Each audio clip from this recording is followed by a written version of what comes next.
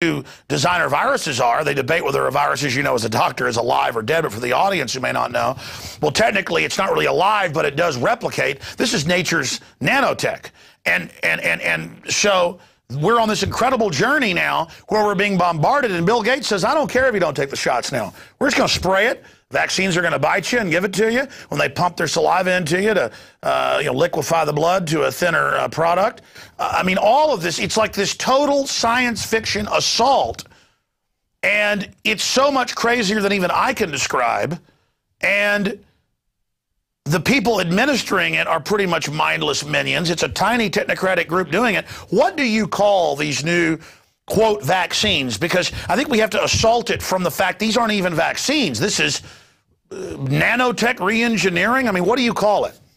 Oh, I've never really thought about it from that perspective, Alex, but I have to agree with you, because not only are we talking about vaccines that may be spread by mosquitoes, and so how does that work? If you get like lots of mosquito bites, do you get lots of doses of the hepatitis B vaccine? Which is one, they're talking about doing that with trying to do something novel with malaria. They've talked about it with the hepatitis B vaccine. There's these things called edible vaccines where they incorporate the vaccine into potatoes and different things like that. I've not really thought about it that way, but you know, you're right, because this whole process called transcession, which is the incorporation of a strand of DNA from something outside of you into your personal DNA, this incorporation called transcession, which then causes the human DNA and the human genome to start to change. And that's directly linked to cancer. I mean... Well, yes, and lots of other things too, because now we're getting this multi-generational transformation of a pure human body into something called, that's a transhumanism thing.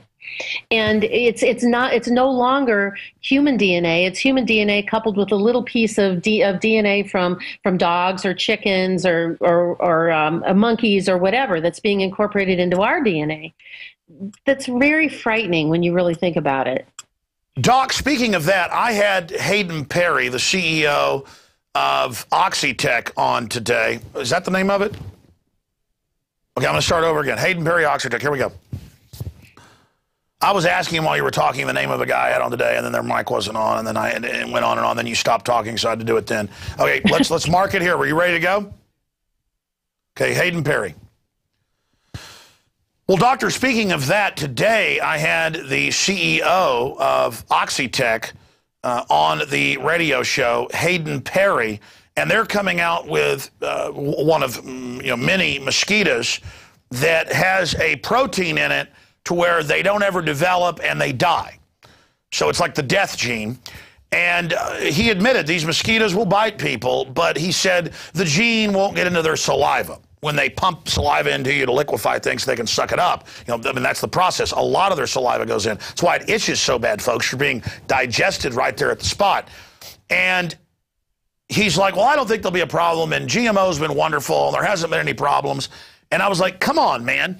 This mosquito to supposedly get rid of dengue fever, because you've had, 60 cases in Florida or whatever. You're acting like it's the end of the world. These mosquitoes are now here from Africa. And you're now going to do this, and we're going to get this mosquito DNA in us. How do we know it's not going to mutate? I mean, this stuff always mutates, and the track record of Big Pharma. And his whole answer was just be charming and say, I think everything's going to be fine. I mean, what are these people thinking? Because there's tens of thousands of these companies. Your take on that? You're right. I mean, you can't continually be mucking around with Mother Nature. Once two different viruses get together and they create something new. I mean, it's always like, if it works out to their advantage, they use it, and if it doesn't work out to their advantage, well, then we forget about it. I mean, every year we have to get a new flu shot because ostensibly there's a new virus out there, because they morph and change their surface antigens all the time. But if we do this with the mosquito, well, that's not going to morph and change. We won't have to worry about that. If we're sitting here and they're saying, take a vaccine so you're not upset anymore, and it goes in and creates plaques or eats neurons in areas that are associated with being agitated. Well, you've got that there in case somebody messes with your wife or your son or your daughter. I mean, I'm going to get angry and ready to stomp somebody in the ground. I mean, I need to be able to get agitated. Or I mean, that's what motivates me. Or they talk about, and the same area that's hate is also love.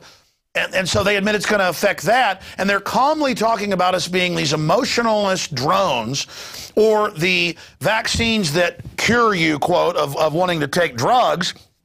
Well, the drugs are mimicking natural endorphins that you get when you get the date with the girl you're in love with, or when you get the big business deal, or when you climb to the top of the mountain, or when you go out and see that gorgeous sunset, or when you have a really fun, dancing or whatever. I mean, they're talking about making us biological automatons, and they're just calmly like, hey, you're depressed? Come get this shot. And then the fine print, it isn't getting rid of dengue fever. It isn't getting rid of hepatitis. It isn't getting rid of strep. It's going in and changing who you are. I mean, it's amazing what they're... to me, that's not a vaccine. No, Alex, but it's not just vaccines. I mean, all the antidepressant drugs, I mean, they're, just 20 years ago, there were like 2 of them, and now there's like 40 or 50, and we've got this multiple different chemicals that are going in and messing around with the brain. And, the CCHR, the Citizens Commission on Human Rights, which, people have pros and cons about them because of their belief system, but the materials that they put out are phenomenal. And I went to their fundraiser several years ago, and when I sat and listened to everything that they talked about what you just said, manipulation of the brain, manipulation of thought, stopping, it's a normal human experience to feel sad when someone dies. And it's a normal human experience to feel exuberant if you won the lotto. Well, we want to have everybody be just even-keeled and happy. And when I went to their seminar and listened to their fundraiser in the evening, it was like a 4-hour event. Everywhere that they said the word antidepressant or antipsychotic, you could have taken that word out and inserted the word vaccine, and it had been the exact same thing. Who's making these decisions are trying to stop our brains and our minds, and it's our mind that creates things, that puts us in connection with our Creator, that gets everything about energetically about us and the planet going. And it's like, if we can stop the mind, if we can damage it beyond repair, and we've got a bunch of automatons running around, then now we have complete control over these human beings because they no longer have a mind. Somebody said to me a couple of years ago, that's in the autism community, she started writing a lot of papers, and one of the things she said was, if we had an epidemic of children going blind, it would be all over the news. There'd be research, there'd be studies, there'd been foundations, there'd be all these things trying to figure out why these kids went blind. The answer would not be let's just raise more seeing eye dogs. But that's what we've done with the autism community. We've got an epidemic of children permanently losing their brains, and people go, oh, well, it's not the vaccines. We don't know what causes it, but when these kids turn around 18 months of age, they just lose their mind permanently. I guess we need more OT, PT, children's services, more services in the schools, more occupational things, more services to help these kids. No, we need to stop killing their brains. Doc, stunningly eloquent what you just said there. I am basically speechless. I mean, you just eloquently stated what I try to bumble around with. If you've got breast cancer up over 2,000% in the last 30 years and exploding, why is everybody race for the cure? Why don't we race for the cause? I mean, if suddenly... in the first place. Pardon me? Stop causing it. There was a story a long time ago when I was still an emergency room physician, and I'll make it really short, that this ER doc was standing on the bank of a river, and he saw this body floating down the river, and he charged into the river, and he pulled it out and did CPR and did all the stuff, saved the body's life. Walking around feeling pretty good about himself, looked out, there's another body coming down the river. Ran into the river, pulled it out, did CPR, saved the body's life. First thing you know, he looked up, there were thousands of bodies coming down the river. And the moral of the story is, it's like, who's throwing the bodies in the river? We can do all the heroics in the world, cancer treatments, life-saving this, robotic surgeries, new whatever, organ transplants, blah, blah, blah, blah, blah. We have got to stop throwing the bodies in the river, and it starts with stopping the vaccines, just stopping it. Because if those kids are healthy and they don't even need an antibiotic, they're certainly not going to need an antidepressant or an antipsychotic medication either. And so we can recapture the health of humanity by stopping it where it starts. Stop injecting pregnant women. Stop injecting days-old babies with foreign bodies and foreign pathogens. Just stop it. And humanity will be a whole lot better off. I mean, it's a no-brainer. People say, oh, you're so heroic, Alex, and your guest, Dr. Sherry Timbody, so heroic. Heroic, we know it's a fraud. They're killing people. It's not heroic. At an instinctive level, if innocent people are being hurt by big, bad bullies, it's survival mechanism to get upset, get focused, and try to beat them. I don't consciously do it because I'm selfish and it's about self-preservation. It's just my very genetic coding is to get upset about this, not because I'm some goody two-shoes hero, folks, but because I fundamentally am a human and I'm awake and I'm angry and quite frankly have a lot of very angry thoughts towards these people. I mean, the fact that people think it's extraordinary to be concerned about 1 in 25,000 with autism and now 1 in 68 or 58, whatever the number is, you'd be insane not to want to know why people are getting sick all around you. I'm worried about my wife, my parents, my kids. I'm worried about me. I want to stop this. I want to live a long life. I want you to live a long life. Doctor? Yeah, and sometimes I get the same feeling of frustrations that you do, Alex. I mean, I've been doing this vaccine stump now since September of 2000, and thousands of hours, 18,000 hours of my time that, I could be sitting on the back porch reading a book and trying to get people to understand how dangerous this is, how unhealthy it is. And there are times when you just feel like you're standing on the beach, there's a tsunami coming, and there, what are you going to do? And how many people are standing there? Did you ever make a difference? Have people listen? You've got as many people vaccinated, getting sick, getting cancer, getting diabetes. You just said earlier, the death rate in this country has changed for the first time in how long? That we aren't living as long. And sometimes it just feels like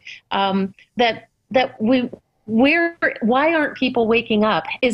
Are we so far past the point of people's having literal brain damage from fluoride and vaccines and drugs and all these other things that there's only going to be a few of us left, that are really... No, that's it. The television puts you in a mesmerized state. The chemicals, the additives. I mean, I remember about 6 years ago, I saw an article claiming in alternative press that they were putting silicone in chicken McNuggets, but in hundreds of other fast food products.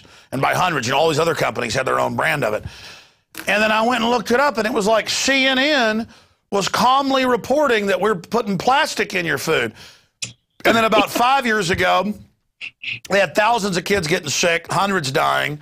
I think that's an underestimation. I think it was thousands dying, tens of thousands getting sick in China from melamine in the formula.